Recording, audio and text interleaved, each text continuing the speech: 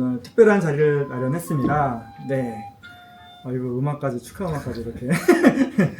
네. 우리 인정서 신부님께서 작년에 석사학위 수원가톨릭대학교에서 받으신 논문을 함께 나누는 시간을 마련했습니다.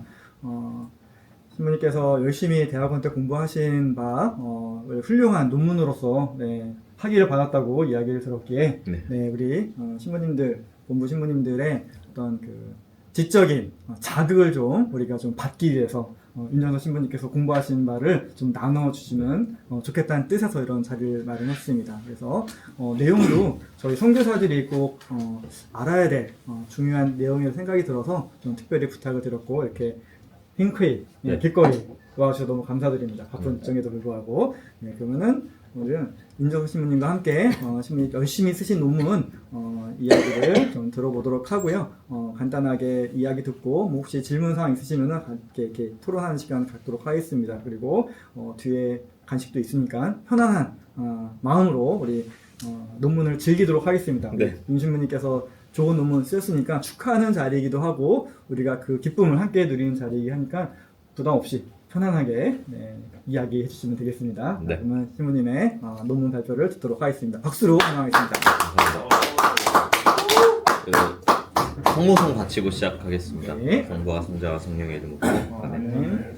은총이 가득하신 마리아님 기뻐하소서. 주님께서 함께 계시니 여인 중에 복되시며 태중의 아들 예수님 또한 복되시나이다. 천주의 성모 마리아님 이제와 저희 죽을 때 저희 죄인을 위하여 빌어주소서. 아멘. 성부와 성자와 성령의 이름으로. 아멘. 네, 먼저 이렇게 자리를 마련해 주셔서 참 감사합니다.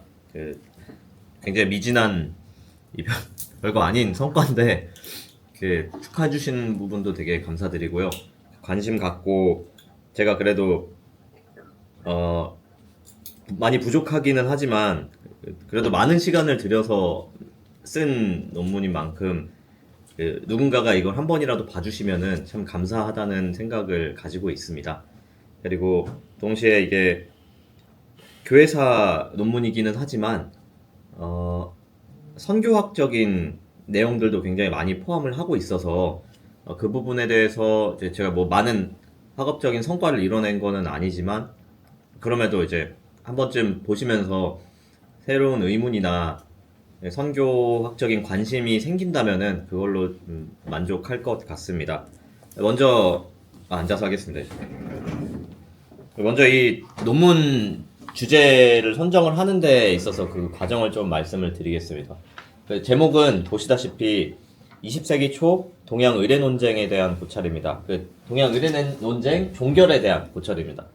그리고 그 중심에 들어가 있는 인물로서 첼소 코스탄티니라는 인물이 한 분 계셨는데 이분이 이제 교황 대사를 최초로 겸직을 했던 분이었고 실제로 그 교황청에서 중국 본토에 그러니까 외교적인 신분을 가진 대사 자격으로 보냈던 최초의 인물이기 때문에 이분이 이제 20세기 초에 1922년부터 1933년까지 이제 중국에서 대사직을 수행을 하면서 아무래도 이 중국 내에서 벌어지는 이 일들이나 교황청과의 그 외교 관계 그리고 서신 전달 이런 것들에 대해서 좀 긴밀한 영향력을 갖고 있었던 분이었기 때문에 이분을 이제 선정을 하게 됐습니다. 먼저 제가 학부 논문을 이 동양의례 논쟁이 어떻게 진행되고 어떻게 끝났는지를 정리하는 논문을 썼는데 그 과정 안에서 이 첼소 코스탄틴이라는 인물이 계속해서 이제 나왔었어요, 이름이. 그래가지고 이분이 누굴까 이런 의문을 갖게 되었고 그때 이분에 대한 인상은 지금 현대 사람들이 갖고 있는 문화에 대한 관용 그리고 열려있는 시야 그리고 포용력 이런 것들이 20세기 초반 제국주의 시대 사람이라고는 믿기지 않을 만큼 굉장히 깨어있고 열려있는 시각을 갖고 있는 분이었습니다. 그래서 되게 현대 사람들이랑 문화를 바라보는 시선이 비슷하구나 라는 느낌을 받아서 이분에 대한 연구를 좀 시작하고자 하는 그런 흥미가 돋았었습니다.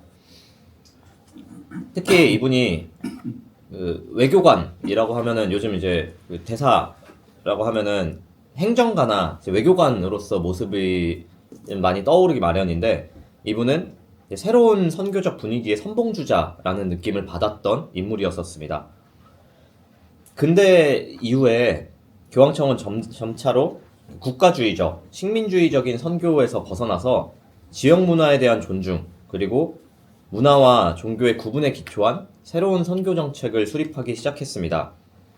20세기 들어서 이러한 흐름이 본격화되던 시기의 자료들을 검토하면서 이 새로운 방향성을 실질적으로 구현한 대표적인 인물이 바로 코스탄티니라는 사실을 알게 되었습니다. 이분은 중국 문화와 유교 전통 안에 긍정적 가치를 재발견하려고 했고, 나아가 의례 문제, 흔히 우리가 알고 있는 이 조상제사 문제, 이런 것들이 이제 우상숭배인지 아닌지에 대해서 되게 많은 논란이 있었었는데, 이런 것들을 금지했었던 금지 조치가 있었고 이제 허용했던 시절이 있었었는데, 이거를 단순한 금지와 허용, 이 교회법적인 차원에서 보지 않고 신앙의 핵심과 문화적 표현의 차이를 분별해야 한다고 주장했던 인물이었습니다. 이러한 시도가 물론 그 전에 없었던 건 아닙니다. 예수회에서 특히 이런 시도를 많이 했었었는데, 토착화라고 하죠. 토착화, 적응주의, 이런 다양한 표현으로 사용하는 이런 시도들이 이제 분명 선교사들 사이에서 개개인적으로 있었던 이런 그 흐름이 있었습니다. 근데 이런 것들이 결국에는 교황청까지 갔을 때 단죄가 되었었고, 그리고 금지 조치가 내려졌었고, 근데 이런 것들을 이제 다 일종의 문화의 시선으로 바라보고 포용의 시선으로 바라보기 시작하면서 선교사 개개인보다는 아무래도 이분은 이제 행정적인 입장과 외교적 신분을 가지고 갔으니까 좀 더 교황청의 공식적인 입장을 대변하는 사람이었고, 동시에 이제 교황청에서도 이러한 사람의 입장을 이제는 그 시대의 흐름으로 받아들여야 된다라고 생각을 해서 이런 인물을 좀 대두시켰었습니다. 그래서 이 시도가 이 첼소 코스탄티니 대주교의 개인적인 의견 수준이 아니라 동아시아 전체 의례 논쟁에 실질적으로 영향을 미친 것이 확인이 되었습니다. 그가 단순한 선교사가 아닌 외교적 신분을 지닌 사절이었기 때문에 이런 영향력을 지닐 수 있었습니다. 예컨대 1935년 만주국 주교회의의 조상제사 관련 결정은 이 첼소 코스탄티니의 사고방식과 밀접한 연관이 있었고, 이는 교황청의 승인을 통해서 중국 의례 논쟁의 재해석을 가능하게 만들었습니다. 더 나아가 이 결정은 일본의 신사참배 허용 문제에도 중요한 선례로 작용했습니다. 1939년 조상제사 금지령이 공식적으로 철회될 때에도 그는 이미 포교성성 차관으로 역임을 하면서 중요한 역할을 수행하고 있었으며, 그의 입장과 연구는 그 결정에 깊이 반영되었습니다. 실제로 신사참배 허용하는 훈령, 그리고 1942년에 조상제사 허용 훈령을 그 교황청에서 발표를 하는데, 그 허용 훈령에 이분의 사인이 들어가 있습니다. 그래서 그것들은 이제 사료로 되게 중요한 사료로서, 그리고 이분이 그 동양 의례 논쟁을 종결하는 데 있어서 굉장히 중요한 역할을 했던 인물이라는 사실을 그 사료를 통해서 좀 확인을 할 수가 있습니다. 사실 해외 학계에서는 이미 이 코스탄티니라는 인물에 대해서 굉장히 중요성을 많이 연구를 했습니다. 그 연구가 다수 축적되어 있고, 동아시아 선교 정책 전환을 이해하는 데 있어서 그는 더 이상 주변적인 인물이 아니라 핵심적인 인물로 평가됩니다. 선교사를 지망하는 저희의 삶에 있어서도 이분의 행적과 태도는 특별한 울림이 될 것이라고 생각을 합니다. 교회의 지도자로서 타문화를 존중하고 그 안에서 복음이 뿌리내릴 가능성을 모색한 모범적인 선교사의 모습을 보여줍니다. 또한 1920년대에서 30년대에 동아시아 각국에서 벌어진 의례 논쟁마다 이분의 흔적이 나타날 만큼 그는 그 시대 교회, 국가, 문화 관계 한가운데 서 있습니다. 이러한 문제의식과 저의 개인적인 동기에서 출발해서 결국 왜 20세기 초 동양에서 의례 논쟁이 다시 제기되었는지, 그리고 그 과정에서 코스탄티니 대주교는 어떤 역할을 했는지에 대해서 집중하게 되었고, 이것이 본 논문의 최종 주제로 확정이 되었습니다. 사실 이 동양의례 논쟁은 1742년 엑스코 싱귤라리라는 그 훈령을 통해서 이미 한번 단죄를 받았습니다. 1715년에도 그 엑스 일라디에라는 그 훈령이 있었는데 이게 두 개 다 이제 중국에서 행해지는 그 조상에게 이제 절을 하는 행위라든지 아니면 이제 그 귀신 그때 당시 그렇게 표현을 했죠. 이제 그 귀신에게 이제 예를 표하는 행위 이런 것들을 다 미신이라고 교황청에서는 얘기를 했고 그리고 이런 행위들을 금지한다라고 단죄를 딱 내렸었는데 거의 200년 가까이 지난 그 1900년대 초에 교황청에서 계속해서 이제 의문을 표한 거죠. 왜 이게 금지를 했음에도 여전히 거기 신자들은 허용해달라고 계속해서 얘기를 하는가. 그리고 실제로 그곳에서 선교 활동을 하고 있는 이 선교사들한테도 이런 것들을 문화로서 허용해달라고 계속해서 요청이 들어오니까 다시금 그 제사 문제를 교황청은 이제 다시 검토할 수밖에 없었습니다.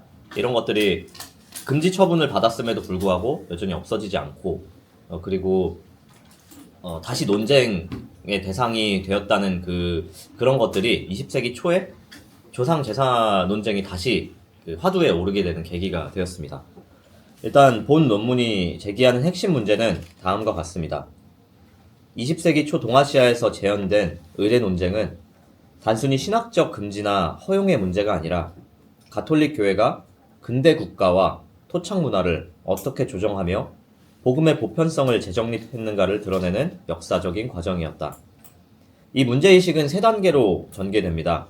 이 논문의 이제 전개 과정인데요. 첫 번째는 17세기에서 18세기 중국 의례 논쟁의 전개를 검토함으로써 교회가 처음으로 문화와 신앙의 경계를 설정하려고 했던 배경을 밝힙니다. 이 시기의 논쟁은 교황청의 단죄로 종결되었지만 문화에 대한 신학적 이해의 노력과 더불어서 한계를 같이 노출시켰습니다. 두 번째는 1919년 교황 베네딕토 15세의 회칙인 막시무 밀루드와 비오 11세의 레르 에클레시에를 분석합니다. 이 문헌들은 식민주의적인 선교를 비판하고 각 민족의 문화 안에서 복음이 뿌리 내려야 함을 강조했습니다. 이러한 전환의 실천자로 1922년 첼소 코스탄티니가 중국 사절로 임명되었습니다. 그는 토착 성직자 양성, 중국인 주교 서품, 전례와 교회 미술의 토착화 등 구체적인 개혁을 추진했습니다. 실제로 이 막시무 밀루드와 레루 맥글레시의 문헌을 보면은 이제 여러 가지 이제 권고 사항들이 나타나는데 그 중에 하나가 선교사들에게 특별히 언어 교육 열심히 해야 된다. 그리고 선교사들은 언어 습득을 열심히 해야 된다. 그리고 이 지역 사람들을 유럽 사람들과 똑같이 차별 없이 대해야 된다. 마찬가지로 그 방인 출신 사제들을 차별하지 말고 똑같이 대해야 된다. 그리고 그 방인 지역에 그 지역 교회를 세우기 위해서 그곳에 주교를 만들어야 된다. 이러한 내용들이 막시무 밀루드와 레루 맥글레시에라는 그 문헌들에 다 나와 있었고 이게 그냥 유명무실한 문헌으로만 나타나 있는 그냥 교황청의 권고로 끝나는 게 아니라 이 코스탄틴이라는 주교가 실제적으로 그런 것들을 실천하려고 이 현지에서 많은 노력을 기울였다는 것을 그의 이제 일기나 편지를 통해서 좀 볼 수 있습니다. 그리고 세 번째로는 1920, 30년대 중국의 공자 예식과 일본의 신사참배 문제를 비교 분석했습니다. 두 사안 모두 의례의 성격을 어떻게 규정하느냐에 따라서 교회의 시선이 달라졌습니다. 코스탄티니와 주교회의는 1917년 교회법 제1258조, 이 1258조 내용은 비가톨릭 의례에 대한 능동적인 참여 금지, 단순한 형식적인 참여는 묵인, 이 법 조항을 근거로 종교 행위와 시민적 예절을 구분하는 해석의 틀을 제시했습니다. 이 과정을 통해서 논문의 연구는 의례 논쟁을 단순히 허용, 금지의 교리 문제가 아니라 신앙의 순수성과 사회적 공존 사이의 긴장 조정 과정으로 해석했습니다. 그래서 연구 방법으로는 이제 그 교황청 문헌과 콘스탄티니의 보고서나 일기, 서한 등의 1차 자료를 좀 많이 쓰게 되었고, 그리고 당대 교회법적, 외교적 문맥의 검토, 그리고 중국, 일본 사례의 비교사적 접근을 좀 병행했습니다. 그리고 이 연구 결과와 사목적 함의입니다. 첫 번째로는 20세기 초 동양 의례 논쟁은 교회가 보편성과 지역 문화 존중의 조화를 실제로 모색한 실습의 장이었습니다. 콘스탄티네는 문화적 가치와 종교적 행위를 구분함으로써 신앙을 훼손하지 않으면서도 현지 문화와 공존할 수 있는 길을 열려고 노력했습니다. 두 번째는 만주국 주교회의의 결정입니다. 이는 그 결과를 제도적으로 보여줍니다. 공자 기념 예식에 대한 분향과 제단에 불을 붙이는 행위 등 종교적인 행위는 금지했지만 단순한 경례나 형식적, 소극적인 참석은 허용했습니다. 이후 이러한 행위는 일본의 신사참배 문제 해결에도 똑같이 적용해서 이 전례로 남게 되었습니다. 실제로 이때 이제 순원, 중국의 이 민국의 아버지라고 이렇게 얘기를 하죠. 이 순원의 장례식 때 사제들이 그 국부라고 하니까 참석을 해서 존중하는 예를 보여야 됐는데 고개를 이게 순원의 시신 앞에서 장례식 때 고개를 숙이는 행위, 허리를 굽히는 행위 이런 것들을 이런 것들이 논쟁거리가 됐었습니다. 근데 이게 이제 콘스탄티니는 이런 행위를 했고 실제로 이런 것들이 이제 죽은 사람 앞에서 인사를 하는 게 우상 숭배냐 아니냐 이런 논쟁까지 이런 언쟁까지 벌어졌었는데 죽은 사람에 대한 공경 그리고 모든 사람들에게 존경받는 사람에 대한 예우라는 그 해석으로 이런 논쟁들을 좀 종식시켰던 그런 사례들도 있습니다. 그리고 세 번째로 콘스탄티니의 사목적 구상은 단지 전례 문제를 해결하는 데 그치는 것이 아니라 지역교회 자립의 비전이었습니다. 이는 저희한테도 굉장히 좀 중요한 부분이라고 생각하는데 그는 중국인에 의한 중국교회를 주장하며 현지 주교 서품과 교황청 직속제도 개편을 추진했습니다. 이러한 정책은 1940년대 이후 2차 바티칸 공의회의 현지 문화 안에서의 복음화 정신의 선행 모델로 평가할 수 있습니다. 다음은 사목적인 함의입니다. 첫 번째로는 본 연구는 문화에 대한 교회의 태도가 엄격한 배타와 무비판적인 수용 사이에서 균형을 모색해야 함을 일깨워줍니다. 오늘날 한국교회가 전통문화, 사회제도, 국가 의례 등을 대할 때에도 똑같이 같은 식별 방법이 요구된다고 생각을 합니다. 두 번째로 콘스탄티니의 사례는 선교와 사목의 방향을 권력적인 파견이 아니라 상호 존중과 대화로 전환시킨 모델입니다. 아시다시피 이제 1차 바티칸 공회, 1, 2차 바티칸 공회 이전에 교회는 굉장히 좀 많이 닫혀 있었다고 평가를 하죠. 그리고 권위적이었었다는 평가를 하고 이게 다른 지역 문화를 대할 때도 마찬가지의 태도였었습니다. 물론 이제 그때 당시 그분들이 잘못됐다 이런 얘기를 하는 건 아니지만 시대의 흐름상 그러한 행위들은 이제 아무래도 설득력이 좀 떨어지기 시작했죠.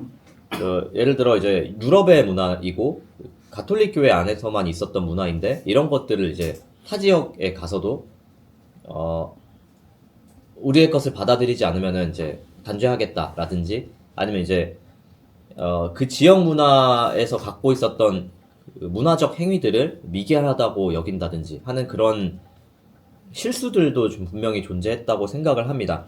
그래서 누군가를 파견할 때 과거 교회는 분명히 좀 권위적이었던 모습이 분명히 존재한다고 생각을 합니다. 하지만 권위로서 그 수직적인 관계로 다가가는 게 아니라 상호 존중 그리고 상호 대화를 위해서 파견한다는 그 모습 이런 것들이 좀 모델의 전환을 지금 생각해보면 이제 굉장히 일찍 시도했다고 생각을 합니다. 복음 선포는 타 문화를 지배하고 가르치며 관리하는 행위가 아니라 그 문화 안에서 하느님의 씨앗을 발견하는 여정임을 보여줍니다. 세 번째로는 교회 안에서 토착 지도자 양성입니다. 그리고 문화예술의 신앙적인 표현, 복음의 현지 언어화 이런 것들은 여전히 중요한 과제이고 콘스탄티니의 노력은 이에 대한 영감을 제공합니다. 혹시 그 사진 한번 보여주실 수 있으실까요? 이제 저희 신부님들도 그 지역 가면은 지역마다 이제 성모자상이 다 다르게 생겼잖아요. 그런 것처럼 이 콘스탄티니가 했던 여러 업적이라고 해야 될까요? 그 여러 일들을 했는데 대표적인 일 중 하나가 보인대학교를 설립한 겁니다. 그리고 보인대학교에서 이제 미술을 전공했던 화가가 당시 그렸던 그림인데, 이런 그 수태고지 같은 이런 그림들이 이미 1940년대에 이제 그려졌었다는 겁니다. 이런 것들도 이제 2차 바티칸 공의회가 생기기 전이었는데, 2차 바티칸 공의회의 그런 이제 토착화가 본격적으로 시도되기 전인데도 불구하고 이미 이제 40년대에 이러한 그 예술적인 토착화를 시도했다는 것을 좀 볼 수 있습니다. 네. 다음 그림도 하나 또 있는데, 뭐 이게 같은 그림이긴 합니다. 네, 이것도 이제 마찬가지로 수태고지입니다. 굉장히 중국풍의 이제 옷과 배경을 가지고 있죠. 네, 그리고 다음은 이제 연구의 한계와 남겨진 과제입니다. 먼저 본 연구는 주로 교황청 문서와 콘스탄티니의 기록 등 좀 상향식 자료에 의존한 게 많습니다. 그래서 그때 당시 살았던 현지 신자나 평신도, 개별 본당의 구체적인 반응, 이런 미시적 관점은 좀 반영하지 못한 한계가 존재합니다. 그리고 정치적 외교의 관점에서 시민적 예절로 규정된 의례가 실제로 신앙인들의 양심과 일치했는지에 대해서는 검증이 필요합니다. 교회가 시민적 의례라고 정의했다고 해서 신자 개개인의 신앙 감각도 이제 동일하게 받아들였는지는 의문이 남습니다. 또 현장에서는 여전히 종교적 성격이 혼재하거나 미신적인 그 행위들이 여전히 남아 있었을 가능성이 존재합니다. 그리고 권력이나 학교, 가족의 압력이 작용해서 신앙적 갈등이 발생했을 가능성 또한 염두에 둬야 합니다. 의례 허용이 때로는 신앙 자유의 제약으로 작용했을 가능성도 있습니다. 예를 들어 이제 그 누군가는 그 조상 제사를 이제 교회에서 허용했다고 해서 본인 스스로는 양심적으로 봤을 때 이거 되게 우상 숭배 같은데 교회는 아니라고 얘기하니까 이걸 따라야 되나 말아야 되나 이런 고민들도 분명히 존재했을 거라고 생각을 합니다. 아무래도 이제 과도기적인 시기였으니까요.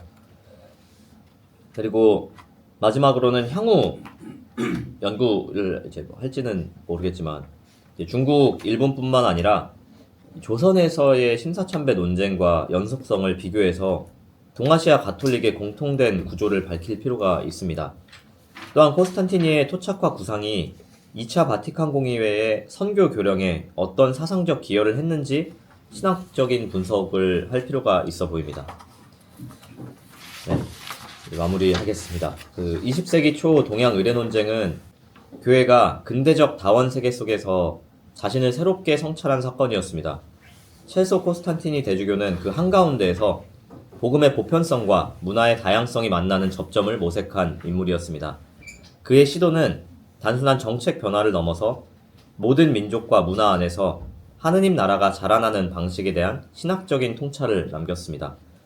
오늘날 우리 교회는 급격한 세속화와 개인주의, 정치적 양극화 속에서 복음 선포가 왜곡되기 쉬운 현실에 직면해 있습니다. 젊은 신자들이 전례 참여를 공동체적 만남의 수준으로 축소하거나 혼인성사, 대축일 미사 참례와 같은 기본적 신앙 규범을 가볍게 여기는 현상은 신앙의 내적 동기와 규범적 가르침 사이의 긴장을 보여준다고 생각합니다. 또한 교회가 생명윤리나 정의 문제에 대해서 목소리를 낼 때 곧바로 특정 정치 세력과 동일시되는 오해가 생기며 이로 인해 교회의 예언자적 발언 자체가 위축되는 상황도 나타납니다. 이런 환경에서는 교회의 분별적인 발언이 세속과의 타협으로 비친다는 우려도 생겨납니다. 이 콘스탄티니 주교의 행보도 마찬가지였을 겁니다. 일본이 제국주의라는 그 강력한 패권을 갖고 있는 일본이 신사참배를 허용하라고 얘기하니까 그러니까 당신네들 가톨릭 교회가 거기에 협력한 거 아니냐라는 비판을 받을 수도 있는 거고 당신네들 선교하다가 도저히 안 될 것 같으니까 신자들이 여기서 도저히 늘어나지 않고 선교가 잘 안 되니까 신자 수 늘리려고 타협안을 모색해가지고 이렇게 한 거 아니냐라는 그 비판을 받을 수도 있습니다. 이 가톨릭 교회의 이런 행보들이. 그래서 이 콘스탄티니 주교의 과거 사례 행보들은 저희에게 중요한 역사적인 시사점을 남긴다고 생각을 합니다. 그는 복음의 핵심을 분명히 하면서도 문화와 종교를 식별하고 시대적 조건을 고려하여 대화적인 사목을 실천했습니다. 그의 방식은 단순한 타협이 아니라 복음의 본질을 보존하기 위한 선교적 식별의 한 형태였습니다. 이는 오늘날 교회가 세속사회 안에서 무조건적인 거부나 무비판적인 수용을 넘어서 대화적이면서도 예언적인 사목을 이어가기 위한 방향을 고민하게 도와줍니다. 그래서 이 코스탄티니 주교의 이런 행보나 삶이나 이런 것들이 선교사들에게는 좀 하나의 모범적인 사례가 될 수 있지 않을까라고 생각을 했습니다. 그래서 제 논문이 교회사 논문이기는 하지만 동시에 좀 선교학적으로도 굉장히 좀 결론은 사실 선교학적으로 좀 많이 내게 되었습니다. 그래서 아무래도 그 논문 심사할 때도 그 교회사 교수님들이 물론 주로 들어오셨지만 그 선교학을 전공하신 분이 또 들어오시기도 했거든요. 그래서 제가 외방선교회의 일원으로서 그 교회사도 물론 관심이 있지만 선교사로서 이런 교회사를 우리의 그 역사를 어떻게 바라볼 것인가 하는 그런 고민을 좀 하게 만드는 연구였다고 생각을 합니다. 이상입니다. 네, 아주 흥미로운 연구를 우리 윤 신부님이 해주셨는데 혹시 이 논문 이야기 들으신 거에 대해서 코멘트 하실 거 좀 편안하게 나누시면 되고요. 혹시 질문도 같이 해주시면 되겠습니다. 편안하게 말씀하시죠. 초반에 못 들어서 그러는데 네. 첼소 콘스탄티니 주교가 예수의 분인가요? 아닙니다. 출신은 저기 크로아티아 리에카라는 그 마을 출신이고 소속은 어느 소속? 교구 소속이야? 아니면 수도의 소속? 소속은 원래 교구 소속입니다. 교구 소속인데 이제 중국에 와가지고 주님의 제자 수도회라는 수도회를 또 하나 창설을 했고요. 거기에 이제 방인으로 거기서 만들었다고요? 네, 그 방인 수도회를 그곳에서 창설을 했고 지금도 그 주님의 제자 수도회가 대만에 있습니다. 그 대만에서 이제 코스탄티니 주교의 이런 일기나 편지나 이런 것들을 거기서 많이 보관을 하고 있고요. 예를 들어 이제 보인대학교 이런 곳들도 이제 코스탄티니 주교와 관련되어 있는 자료를 많이 소장을 하고 있습니다. 원래 출신은 이제 지금의 크로아티아 리에카라는 그 마을의 출신이고, 그리고 제가 지금 논문을 갖고 있어서 좀 까먹었는데 교구장직을 했었습니다. 대만에서 중국? 아니 교구장직은 이제 크로아티아에서 했었었고요. 예, 그리고 그때 당시 이제 포교성성이라고 하죠. 포교성성에서 이제 교황대사로서 이제 중국 베이징에 파견이 됐었고, 거기서 이제 교황대사직을 다 끝내고 나서 11년 동안 교황대사직을 다 끝내고 돌아와서 포교성성의 차관을 맡았습니다. 굉장히 회사적으로도 그렇고 선교학적으로도 굉장히 폭넓게 궁금한 점이 잘 터치해주는데 그 선교학 담당하는 신부님의 어떤 질문이라든가 지적 같은 거 없었어요? 있었는데 다 수정하고 제출을 했는데 특별하게 우리가 필요한 지적이라든가 그분 심사했던 것도 제가 대체로 받았던 지적들은 이제 사료 같은 것들 조금 더 보충해가지고 넣어달라 이런 들이 있었습니다. 우리가 소개하는 데서 도움이 되거나 실질적으로 그런 건 없었어요? 예, 제가 기억나는 거는 이제 그 사료 관련된 것들만 좀 기억에 남습니다. 그런데 한 가지 또 궁금한 점은 그 제사 논쟁이 우리 같은 경우는 한중일만 이렇게 이해가 되는데 네. 태국이라든가 베트남도 선교가 우리보다 빨랐잖아요. 네. 거기서도 제사 논쟁인가 이런 게 있었나요? 있었습니다. 그러니까 제사 논쟁은 아니었고요. 그때 이제 말라바르 예식이라는 게 있었는데, 그게 이제 인도 차이나 반도 인도 말라바르 지역에서 시작된 거고, 마찬가지로 태국이나 베트남 등지에서도 죽은 사람을 기리는 예식들이 분명히 존재했었습니다. 그런 것들이 이제 그때 당시에는 인도 차이나 반도와 이 중국 지역이랑 이제 다 이제 따로따로 특별하게 구분을 해가지고 단죄라든지 이제 뭐라고 하죠, 통제? 아니 아무튼 그 관리 대상이 그러니까 나라별로 네, 나라별로 딱 이렇게 딱 집어서 얘기하기보다는 이제 그냥 동양에서 발생하는 죽은 사람을 기리는 예식, 이걸로 이제 하나 좀 뭉뚱그려가지고 표현을 했었는데, 그 사도자 문서고의 그 기록들을 보면은 태국 시암 등지에서 있었던 죽은 사람을 기리는 예식에 대한 그 선교사들의 편지가 남아 있습니다. 그런 것들도 그 결은 좀 같습니다. 사실 서양에서는 워낙 가톨릭 문화가 좀 뿌리 깊게 남아 있었고 오랫동안 가톨릭 문화권에 있었기 때문에 이 죽은 사람을 기리는 예식이 사실 다 이 미사 안에서, 기도 안에서, 그리고 통공이라는 그 신학적인 그 교리 안에서 다 이루어지는 것들이지만, 동양은 사실 그런 기준이 없었잖아요. 근데 그럼에도 불구하고 전 세계 어딜 가든 그 인류의 문화 안에서는 항상 장례와 죽은 사람을 기리는 예식들이 다 존재했었습니다. 근데 그런 것들을 이제 그 서양 선교사들의 눈에 봤을 때는 우상숭배처럼 보이는 거고, 그래서 그런 논쟁들이 다 항상 존재했었습니다. 네. 네, 윤준 선수님 이거 석사학위 논문 좋은 성과를 내주시고 오늘 논문에 대해서 소개해 주셔서 감사합니다.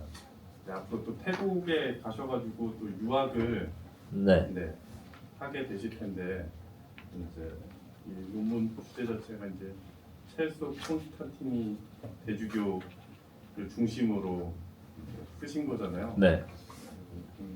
유학을 가셔서도 연속 성상에서 뭐 학문적 포부나 미래에 대해서 희망사항을 좀 가지고 계신 게 있으시면 좀 나눠주실 수 있을까요? 사실 저는 그러니까 학업이나 공부에 대해서 좀 그렇게 생각하는 면이 있습니다. 관심 있는 분야나 본인이 재밌어하는 과목, 이런 것들을 공부하는 게 제일 효율이 좋다, 이렇게 제일 이제 성과가 잘 나온다 라고 생각하는 부분이 좀 있습니다. 왜냐면은 공부도 즐기면서 하면은 나름의 성과도 내면서 본인도 스트레스를 덜 받고 이런 두 마리 토끼를 다 잡을 수 있다고 생각을 하는데, 그런 면에 있어서 제가 역사를 되게 좋아했었습니다. 그래서 연구도 교회사 쪽으로 진행을 했던 거고, 여전히 그 교회사 이 논문 때문에 한창 스트레스 받을 때는 내가 역사를 별로 좋아하는 게 아니구나라는 생각을 가졌다가도 막상 이게 연구가 다 끝나고 나니까 그래도 나 여전히 역사를 좋아하는구나 라는 생각을 좀 가지고 있습니다. 그래서 만약에 기회가 된다면 이제 태국의 역사도 그 지역에서 연구할 수 있는 가장 좋은 주제라고 생각을 합니다. 하지만 동시에 제가 역사를 좋아하는 가장 큰 이유는 과거의 것을 그냥 탐구하는 그런 행위이기 때문에 좋아하는 건 아닙니다. 그 역사가 지금 이 시대에 살아가고 있는 우리한테 시사하는 바가 분명히 존재를 하고, 그리고 과거에 되풀이됐던 우리의 실수나 오류들, 이런 것들을 줄여준다고 생각을 해서 그런 면에 있어서 역사를 좋아했던 거거든요. 그래서 학업 또한 마찬가지입니다. 저희가 인문학들을 이렇게 대체로 많이 공부를 하는데, 그 인문학이 저희의 삶에, 그리고 저희의 신앙에 어떠한 유의미한 영향을 줄 수 있을까, 이런 것들을 좀 매번 생각을 하면서 연구를 해야 된다고 생각을 합니다. 그래서 기회가 된다면 좀 역사도 좋지만 인도 차이나 반도의 전체적인 맥락을 공부하는 그런 기회가 주어졌으면 좋겠다고 좀 생각을 했었습니다. 그래서 사실 요즘 인도 차이나 반도 전체적으로 봤을 때 굉장히 소란스럽지 않습니까? 그리고 거기 갈등도 되게 심한 곳이고, 그렇기 때문에 왜 그분들이 그 인도 차이나 반도 안에서 살고 있는 사람들이 서로 반목하고 싸우고 분쟁이 있고, 이런 것들을 좀 심도 있게 연구를 해보고 싶다는 생각을 하고 있습니다. 뭐 거기는 어떤 힌두교하고 불교하고 또 이렇게 거기는 부딪히잖아요. 이슬람도 같이 부딪히고. 네. 우리 기독교는 뭐 기독교 박해한다고 뭐 뉴스에 나오긴 나오는데 그 기독교가 가톨릭인지 개신교인지 모르지만 그런데 그런 것도 좀 궁금해하기도 하고 그런 것도 좀 알려주면 좋겠네 나중에. 네. 뭐 할 수가 있을지 모르겠지만 감사합니다. 네, 시간이 조금 남았는데 혹시 한 분 정도 더. 네. 저는 우리 새 신부님 논문 소개 자리가 있다 그래서 이런 자리가 마련됐구나. 너무 이렇게 귀하다. 그런데 무슨 논문을 쓰셨나 몇 분한테 물어봐도 잘 모르고. 근데 이제 마침 오늘 제가 자리가 시간이 좀 돼서 딱 들어와서 저 제목을 보면서 가슴이 막 뛰죠. 중국으로 와야 되구나. 무지하게 가슴이 지금도 목소리는 와야 되는 안 뛰고 있는 듯 지금 하지만 여기 지금 쿵쾅쿵쾅 거리고 있습니다. 그래서 저한테 아주 뜻밖의 좋은 얘기를 들려주셔서 감사드리고 개인적으로는 우리 신부님 논문 전자판이 있으면 저한테 좀 하나 주셨으면 네. 잘 좀 보고 또 나중에 기회가 된다면 이제 소극적으로 방향을 두셨는데 그래도 저기 워낙 아직도 얘기가 굉장히 많아서 얘기를 좀 나누고 싶다는 네. 거고 많은 얘기가 지금 머릿속을 떠도는데 최기섭 신부님 다들 아실 것 같아요. 우리 서울신학교 다니시던 시절에 학장이셨죠. 첼소 코스탄티니 시절이 비오 11세 교황이죠. 비오 11세 교황인데 이 시기에 교황청 비밀 문서고가 개방이 되면서 우리 천주교 신자는 아닌데 신부도 아닌데 중국 사회과학원 교수 한 분이 학위 논문을 썼어요. 첼소 콘스탄티니와 1920년대 중국 천주교의 도착화.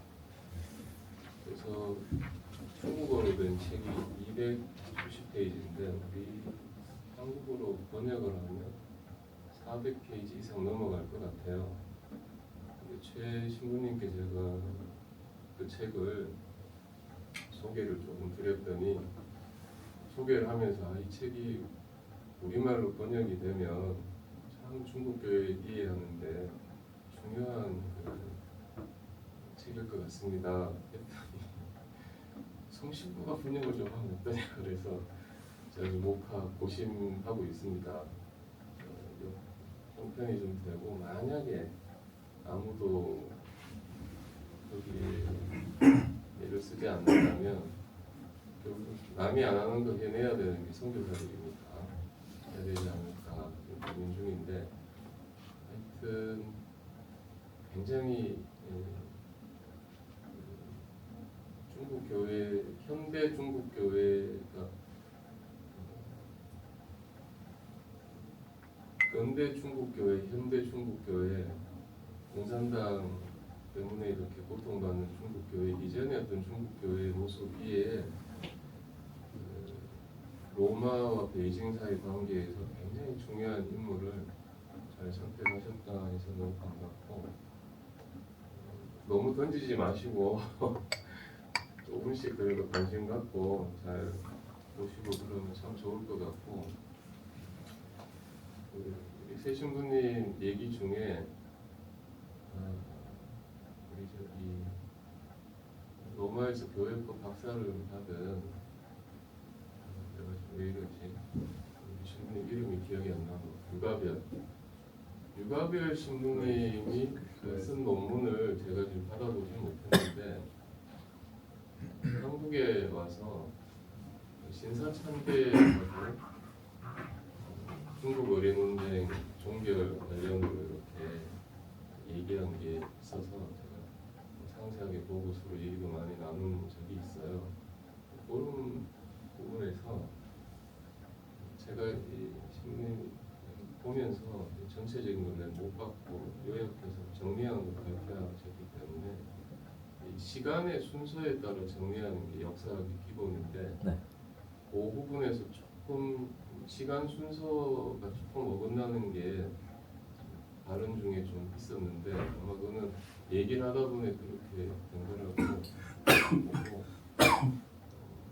하여튼 기쁜 마음으로 관련된 것까지 보고 신문인 논문을 빨리 좀 받아서 읽고 싶다는 그런 생각이 듭니다. 마지막으로 하나만 지금 말단적일 수도 있겠지만 어떻게 보면 이게 또 핵심 중에 하나인데 모르겠어요. 논문 제목 정하실 때 혹시 그런 얘기는 같이 고민하지 않으셨나 싶기도 한데 보통 우리가 동양 의뢰 논쟁 그러면 중국과 인도를 보통 얘기하거든요. 그래서 저걸 딱 보면서 인도 얘기가 또 들어가나 이렇게 했는데 아마 그 앞에 20세기 초라는 말이 들어있고 부제 또 첼서 포스탄티가 동양이라고 표현한 게 아마 중화민국 그리고 이제 중국 사람들은 무지하게 분노하는 상황이긴 하지만 만주국 그리고 나서 이제 일본 이런 지역 얘기가 아닌가 이해는 하고 그러면서도 아마 많은 분들이 저 논문을 검색하고 자료를 볼 때 조금 혼동은 있을 것 같아요. 동양 의뢰 논쟁이 굉장히 크게 다가오기 때문에 그 정도 말씀드리고 논문 주시면 기쁜 마음으로 좀 잘 읽어보도록 할게요. 네, 감사합니다. 감사합니다. 고생 많이 했어요. 네, 감사합니다. 그래요. 시간이 다 되어서 마무리하도록 하겠습니다. 네, 저희가 처음으로 선교센터에서 우리 본회 사제가 발표한 논문을 이렇게 함께 나눈 시간을 가졌습니다. 의의가 있는 시간이었고 우리 윤정서 시민님께서 연구하신 학부 때부터 어떤 동기를 갖고 이제 연구했던 결과물이죠. 정말 7년에 걸쳐서 학부 4년, 3년까지 오랜 시간을 거쳐 연구한 거를 이렇게 짧은 시간에 나눠주셔서 감사합니다. 그래서 이 지적 결과물, 이 연구 결과가 저희 선교사들에게는 굉장히 영적인 태도를 결정하는데 또 아니면 선교 정책을 결정하는데 중요한 자료로 한 자극으로 될 것 같습니다. 그래서 신부님의 연구가 저희들에게 선한 영향력을 끼치고 있고 또 새로운 자극으로 다가오고 있다라는 말씀을 감사하다는 말씀을 드리도록 하겠습니다. 그리고 학부도 이거 했어요. 아니 학부 비슷한 주제였습니다. 비슷한 주. 네. 그래서 우리 바쁘신 중에도 이렇게 참석해 주신 우리 신부님들 너무 감사드리고 혹시 나중에라도 우리 그 후배 신부님들이 이렇게 논문을 발표하게 되면은 학위를 받게 되는 이런 자리를 계속해서 만들도록 하겠습니다. 그리고 지금 드는 생각이지만 신부님께서 논문을 PDF를 허락해 주시면은 저희가 사제 게시판에 좀 올리도록 하겠습니다. 네. 그래서 저희 박사 논문도 PDF로 올라가 있거든요. 그래서 신부님들 혹시 이렇게 연구 결과물 이렇게 공유하면 좋을 것 같습니다. 그래서 허락해 주시면은 저희가 PDF로 올릴 테니까 나중에 사제 게시판에서 다운로드 받아서 보시면 되겠습니다. 그래요. 아니, 그러면은 네. 한 신분 지금 우리 신분들 중에 박사 아니 석사 받은 신분들 꽤 있잖아요. 네. 그분들 논문이 다 올라갔나요? PDF나? 아닙니다. 네, 그래서 저는 개인적으로 모아놓긴 했는데 뭐 그 저자의 허락을 받고 올려야 돼서 제 거는 올려놨는데요. 저런 게 있으면은 네. 물어봐 다음에만 하면 다 올려서. 네, 그럴까요? 그러면은 뭐 이번 계기로 해서 어. 우리 신부님들의 연구 결과를 좀 이렇게 같이 볼 수 있도록 논문 좀 뭐 학술 연구회가 뭔가 있잖아. 근데 지금 아무것도 네. 없이 그냥 뭐 지나가니까 그런 거라도 해서 역다가 있으니까 그렇죠. 그 동의서가 있죠. 그 저작물 이용 동의서. 그렇죠. 지금 어차피 지금 논문들은 다 그 전자책으로 나오게끔 동의를 다 썼기 때문에 저희가 그냥 PDF로 올려 상관없습니다. 네, 개인적인 차원에서 이제 동의를 얻어야 되니까. 네, 그렇습니다. 그래요. 오늘 너무 시간 감사드리고 우리 윤 신부님의 마친 기도로 시간 마치도록 하겠습니다. 네, 영광성으로 마칩니다. 성부와 성자와 성령의 이름으로 아멘. 영광이 성부와 성자와 성령께 성과 같이 성령의 아멘. 성부와 성자와 성령의 이름으로 감사합니다. 네. 고맙습니다.